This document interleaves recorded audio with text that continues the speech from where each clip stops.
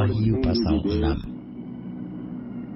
Maka aku melihat anak domba itu membuka yang pertama dari ketujuh meterai itu, dan aku mendengar yang pertama dari keempat makhluk itu berkata dengan suara bagaikan bunyi guruk, "Mari." Dan aku melihat sesungguhnya ada seekor kuda putih, dan orang yang menungganginya memegang sebuah panah, dan kepadanya dikaruniakan sebuah mahkota. Lalu ia maju sebagai pemenang untuk merebut kemenangan. Dan ketika anak domba itu membuka meterai yang kedua, aku mendengar makhluk yang kedua berkata, "Mari." Dan majulah seekor kuda lain, seekor kuda merah padam, dan orang yang menungganginya dikaruniakan kuasa untuk mengambil damai sejahtera dari atas bumi, sehingga mereka saling membunuh. Dan kepadanya dikaruniakan sebilah pedang yang besar. Dan ketika anak domba itu membuka meterai yang ketiga, aku mendengar makhluk yang ketiga berkata, "Mari." Dan aku melihat sesungguhnya ada seekor kuda hitam, dan orang yang menungganginya memegang sebuah timbangan di tangannya.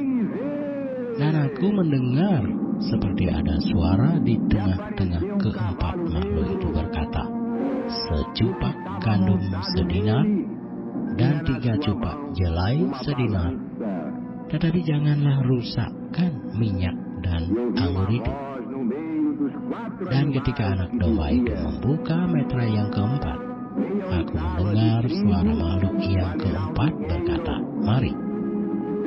Dan aku melihat sesungguhnya ada seekor kuda hijau kuning, dan orang yang menungganginya bernama Maut, dan kerajaan maut mengikutinya.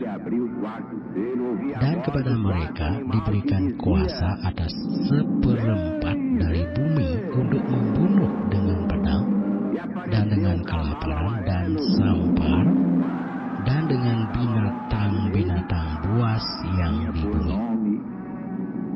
Dan ketika anak domba itu membuka meterai yang kelima, aku melihat di bawah mezbah jiwa-jiwa mereka yang telah dibunuh oleh karena firman Allah dan oleh karena kesaksian yang mereka miliki.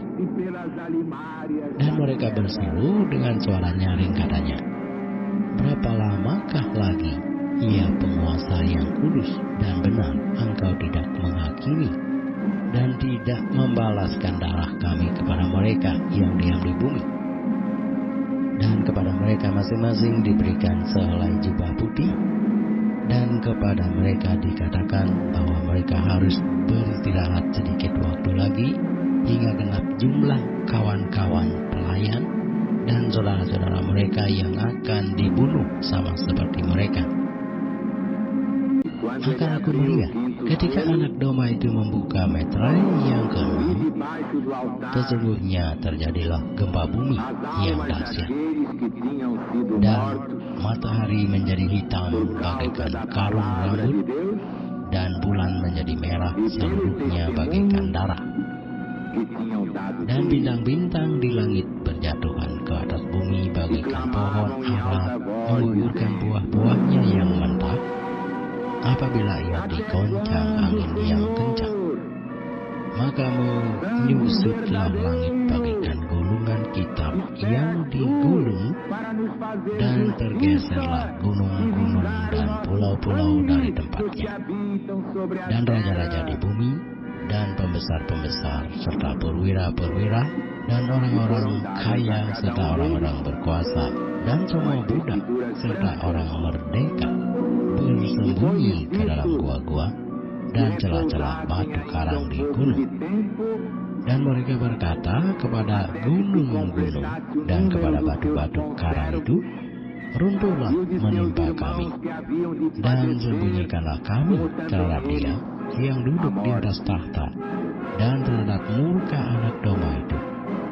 Sebab sudah tiba hari besar murka mereka, dan siapakah yang dapat bertahan?" grande terremoto e se tornou o sol negro como um saco de silício.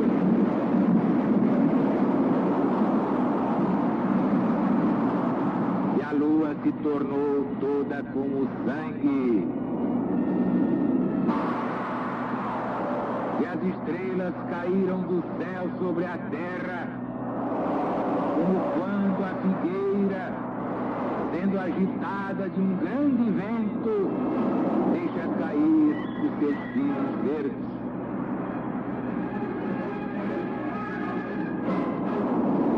O céu se recolheu como um livro que se enrola. Todos os montes e ilhas se moveram dos seus lugares. E os reis da terra, e os príncipes, e os tribunos, os ricos, os poderosos, e todo servo e livre se esconderam nas cavernas entre os penhascos dos montes.